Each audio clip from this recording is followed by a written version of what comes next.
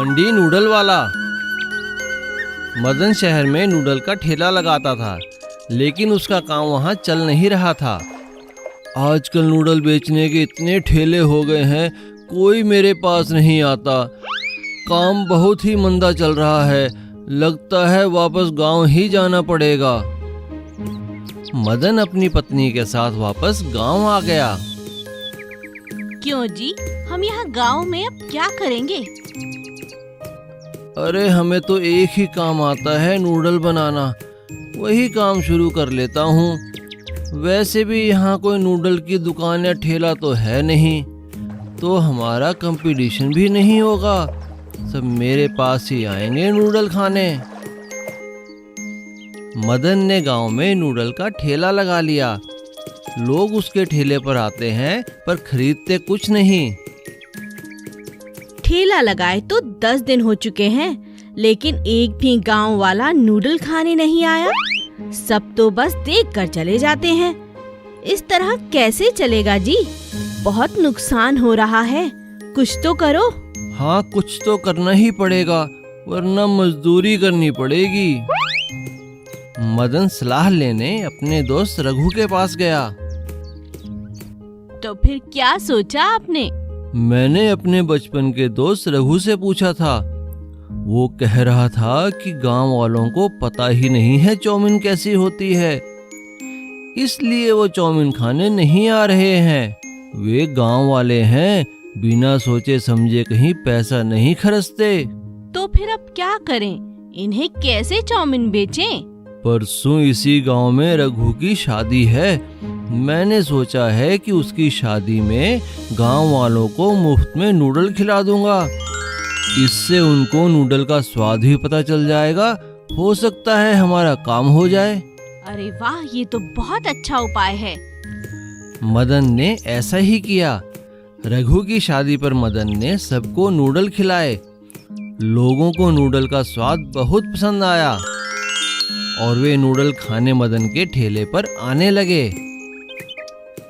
मैं ना कहता था, एक बार अगर सब खाएंगे तो हमेशा तुम्हारे पास ही आएंगे।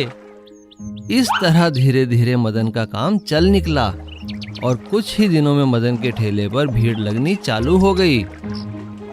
अरे मदन भाई, हमें तो पता ही नहीं था ये चाउमीन होती क्या है, पर आज जो तुमने चाउमीन खिलाई है, भाई साहब मजा आ गया खाकर, बहुत ही अच्छा। वाह भाई मदन, तुम तो बड़े कारीगर हो, बड़ी टेस्टी आइटम बनाई है। ये सब देखकर मदन का लालच बढ़ने लगा।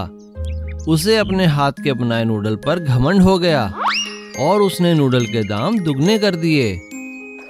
जैसे ही मदन ने दाम बढ़ाए, लोगों ने उसके ठेले पर आना बंद कर दिया और कुछ ही दिनों में उसका सारा काम ठप हो गया। ये अचानक क्या हो गया जी? कोई भी नूडल खाने नहीं आता।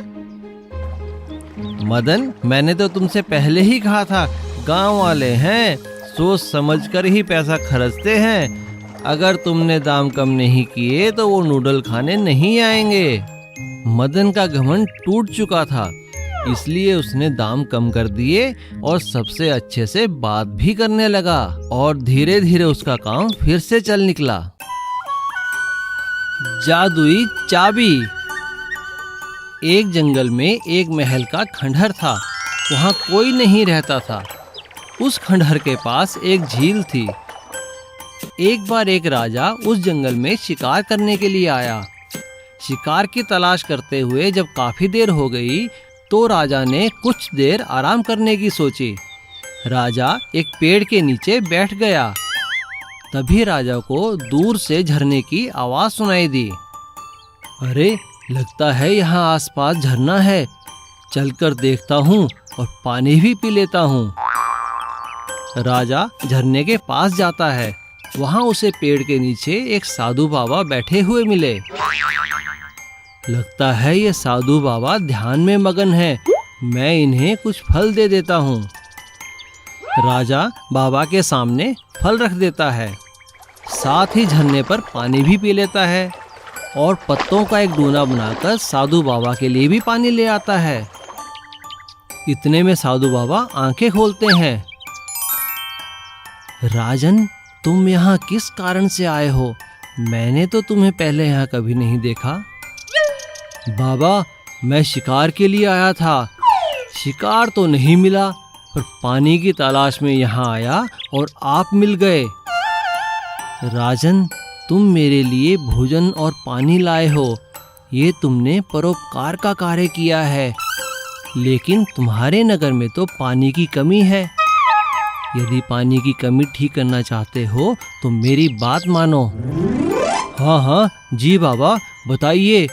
मैं वो सब कुछ करूँगा जिससे मेरे नगर में पर्याप्त पानी हो। तो सुनो, इसी जंगल में एक बड़ा सा खंडहर है। उसके तहखाने में एक बड़ा खजाना है। खजाना? वो किसका है बाबा? वो खंडहर और वो खजाना मेरे परिवार का था, पर जब से मैंने संन्यास लिया है तब से वो खजाना वहाँ दबा पड़ा है। मेरा कोई वारिस नहीं है। तुम इसे निकाल लो ताकि मैं शांति से अपने गुरु के पास जा सकूं। पर बाबा, मैं उस खजाने का क्या करूँगा? मैं चाहता हूँ तुम उस खजाने को लोक कल्याण के कार्य में लगाओ। इस झरने का पानी अपने नगर तक ले जाओ। लेकिन बाबा, मैं उस खजाने तक पहुँचूंगा कैसे? उस महल के दरवाजे के दाईं ओर एक चाबी है जो सिर्फ निस्वार्थ भाव से कार्य करने वालों को ही मिलेगी, और तुम्हें वो चाबी मिल जाएगी। और राजा उस खजाने की चाबी को ढूंढ लेता है और साधु के आशीर्वाद से झरने से लेकर शहर तक एक नहर निकालता है। नहर आसपास के सारे खेतों को पानी पहुंचाती है, जिससे नगर के सभी लोग खुशहाल जीवन व्यतीत करने लगते हैं। और राजा अपनी पूरी प्रजा के साथ साधु बाबा का धन्यवाद करता है। मशरूम करी की सब्जी। दीपक एक बहुत अच्छा गुड़ का व्यापारी था। उसका व्यापार बहुत अच्छा चल रहा था। दीपक की पत्नी सुषमा बहुत स्वादिष्ट खाना बनाती थी। दीपक को मशरूम खाना बहुत पसंद था, इसलिए वह रोज ढेर सारे मशरूम लाता और सुषमा रोज अलग अलग तरह के पकवान बनाती, और वह भी सिर्फ मशरूम के। सुषमा जब भी खाना बनाती तो गांव के सभी पड़ोसी खुशबू से खींचे चले आते और सुषमा सभी को बड़े आदर और प्यार से खाना खिलाती। एक दिन उनकी एक पड़ोसन बोली, अरे ओ सुषमा, मुझे माफ करना, रोज रोज तुम्हारे हाथ के बने मशरूम खाने आ जाती हूँ, पर क्या करूँ, बहुत कोशिश की पर तुम जैसा खाना नहीं पका पाई। हाँ, और जो स्वाद तुम्हारे प्यार से बनाए मशरूम में है वो तो किसी और के बनाए मशरूम में हो ही नहीं सकता। दीपक की दुकान के पड़ोस में एक कंजूस सुनार की दुकान थी। उसे भी सुषमा के हाथ के मशरूम खाने की आदत हो गई थी। आ गई बेटी, जल्दी ला, आहा, मजा आ गया तेरे हाथ के मशरूम खाकर। सबको खाता देख सुषमा को बहुत खुशी मिलती। एक दिन दीपक ने सुषमा से कहा, मैं शहर जा रहा हूँ, आने में देरी होगी, अपना ख्याल रखना और आराम कर लेना। कोई जरूरत नहीं है किसी और के लिए खाना बनाने की। सुषमा उदास हो जाती है। कुछ देर बाद सुनार और कुछ गांव के लोग फिर से खाने की खुशबू से खींचे चले आते हैं। अरे बेटी, आज तुम दुकान पे नहीं आई तो मैं ही चला आया। यहाँ से गुजर रहा था तो सोचा मिलता भी चलूं और कुछ खा भी लूं। सुषमा ने खुशी खुशी सुनार को खाना परोसा। रात में जब दीपक और सुषमा सो रहे थे तभी दो चोर उनके घर घुसे और सुषमा के सभी जेवर और पैसा लेकर चले गए। और अगले दिन चोर सुनार के पास सारे जेवर बेचने पहुँचे। जेवर देखते ही सुनार पहचान गया कि ये तो सुषमा के जेवर हैं। उसे चोरों पर शक हुआ और सुनार ने तुरंत पुलिस को बुलवाया और दोनों चोरों को पकड़वा दिया और जेवर लेकर सुषमा के घर पहुंचा। पड़ोसी हैरान थे क्योंकि सुषमा लगातार रोए जा रही थी। तभी सुनार ने कहा, अरे रोना बंद करो सुषमा बेटी, ये लो तुम्हारे जेवर और पैसे। और पुलिस ने चोरों की खूब पिटाई की। दीपक को भी अपनी गलती का एहसास हो गया था। मुझे माफ करो सुषमा, तुम्हारे इसी अच्छे व्यवहार की वजह से आज हमारा सारा पैसा और जेवर बच पाया है। इसीलिए तो कहती हूँ जी, खाना खिलाना तो पुण्य का काम होता है। तुम ठीक कहती हो सुषमा, खाना खिलाना वाकई ही पुण्य का काम होता है। कर भला तो हो भला। लालची ब्रेड आमलेट वाला। चकरपुर रेलवे स्टेशन पर एक छोटू नाम का लड़का उबले हुए अंडों का ठेला चलाता था। उसे सिर्फ अंडों को उबालना ही आता था और ग्राहक भी उबले अंडे बड़े चाव से खाते थे। पर कई ग्राहक जो उबले अंडे नहीं खाते थे वह छोटू से कहते, अरे छोटू, तुम बस हमेशा उबले अंडे ही क्यों बेचते हो? क्या तुम्हें ऑमलेट बनाना नहीं आता? इस तरह कई ग्राहक ब्रेड और ऑमलेट की डिमांड करते थे, मगर छोटू को ऑमलेट बनाना नहीं आता था। तो उसने सोचा, अगर मैं ब्रेड और ऑमलेट बेचना शुरू कर दूं तो मेरा धंधा और भी बढ़ जाएगा।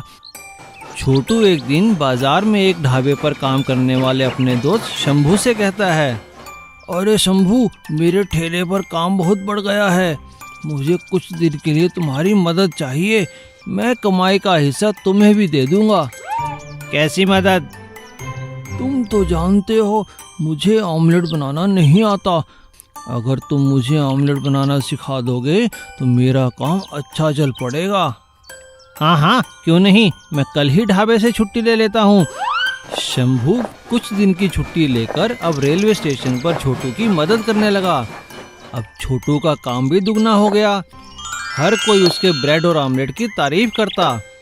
मगर शंभू बहुत चालाक था।